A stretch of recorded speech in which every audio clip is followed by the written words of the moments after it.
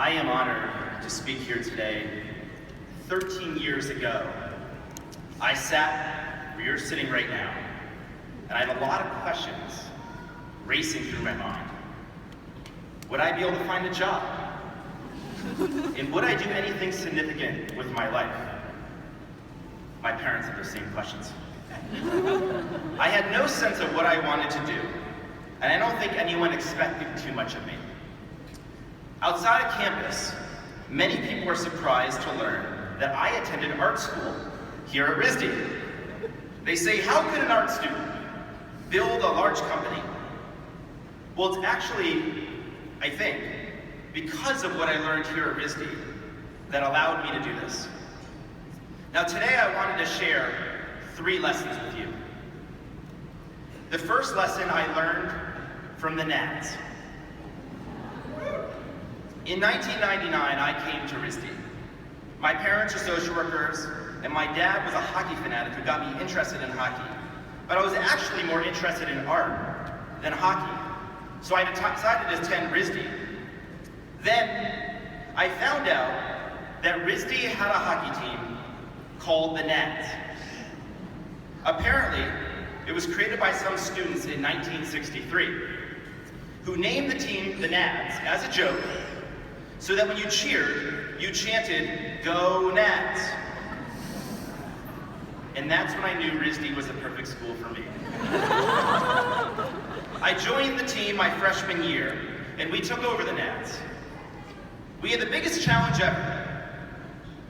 How do you get art students to attend a sports game? We had to reimagine a sports team to do it.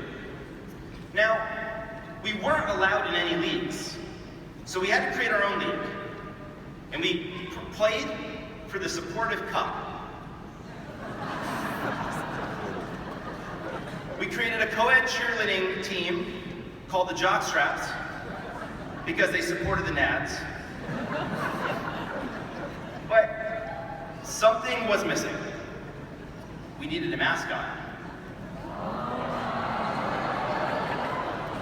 One day, I was in the Met cafeteria, and I'm at a table, and I asked a group of people from our team, what should our mascot be called? Our goalie replied with a name that I think is now something of a legend on campus.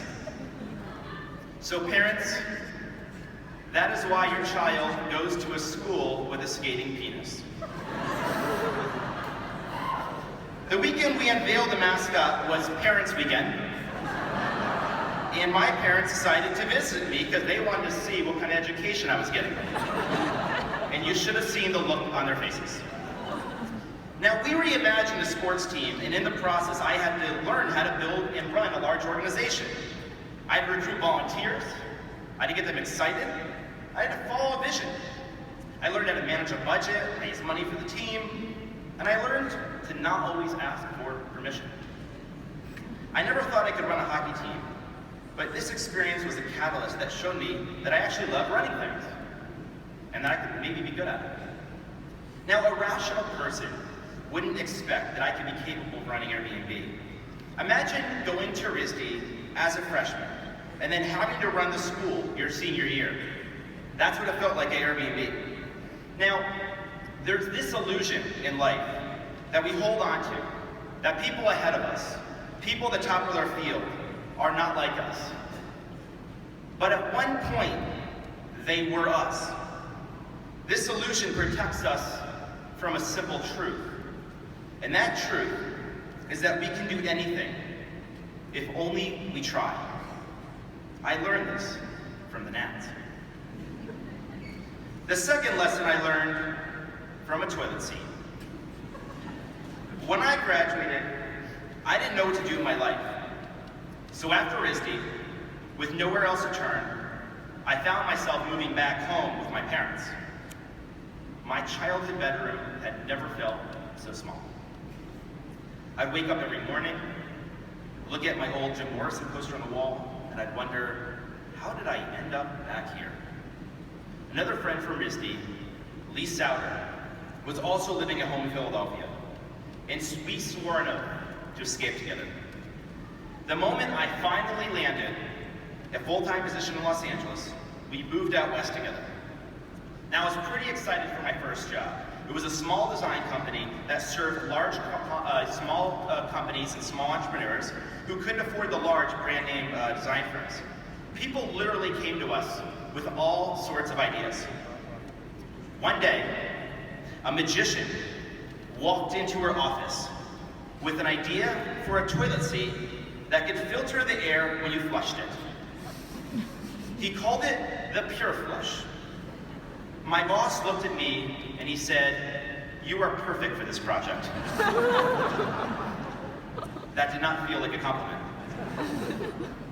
What I did not know was that the magician was actually a contestant on a reality television show. So I would have to not only design the Pure Flush, but I'd have to present it on the show on national television. It turned out he hated my design, so I got yelled at by a magician in front of millions of people. And all that work went down the drain. Now, in life, you will have to make a toilet seat at some point. This is the real world. But I say this to you, forget the real world. The real world to me really just represents wherever you think is a safe path in life. But you came to RISD. You already have chosen not to take the safe path. If it hadn't been for RISD, I probably would have stayed in that job. But RISD taught me not to compromise and to never take the safe path. You see, the safe path rarely leads to the magical world that you want to live in. And the problem with the safe path is that it's not actually safe, because you end up pursuing something that you're not passionate about, and therefore, you're not as good at it. And then one day, you wake up and you're making toilet seats. My last lesson, I learned from an airbed. One day, I was sitting in a cubicle at work, and I received a mysterious package in the mail. It was from one of my friends at RISD who is living in San Francisco named Joe Gebbia. Inside was a seat cushion that he had designed and manufactured, and with it was a note.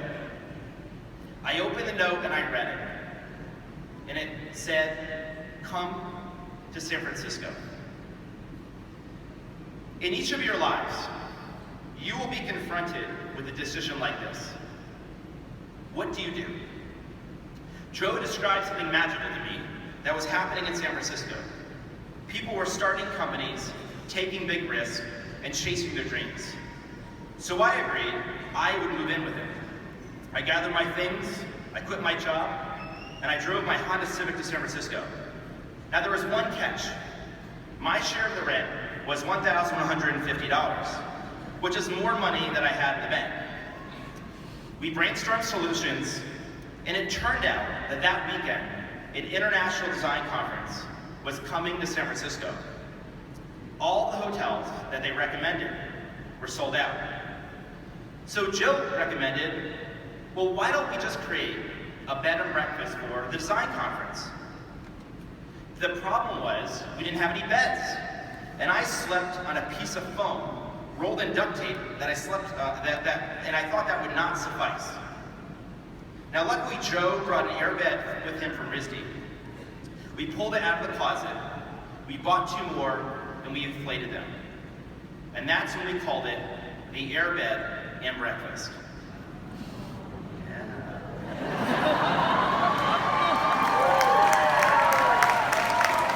Three designers stayed with us that weekend, and we made enough money to pay our rent.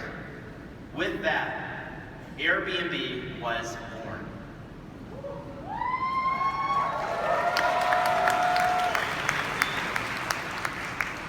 You know, Joe and I never set out to build a company.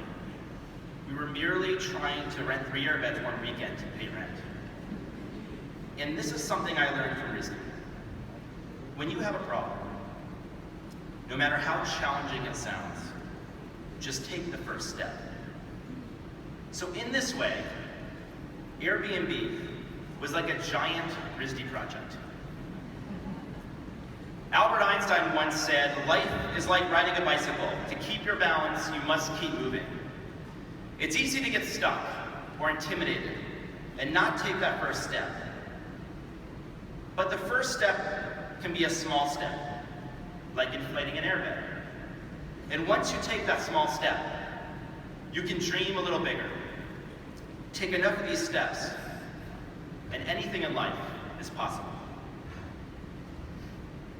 Now, the day of my graduation, 13 years ago, I stayed back in Providence for the summer.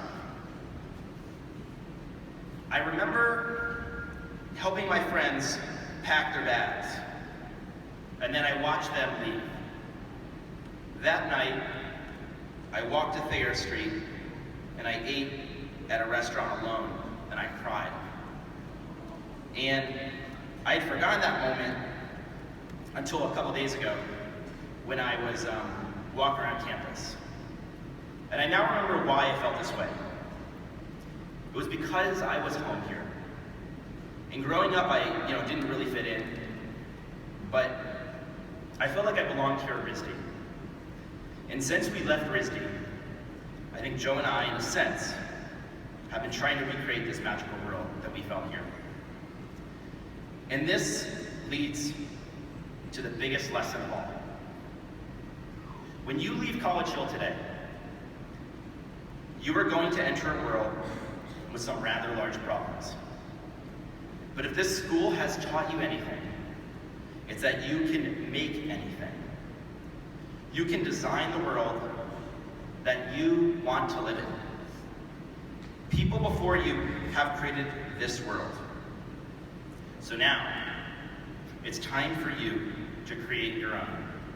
Thank you, graduating class of 2017, and go Nats!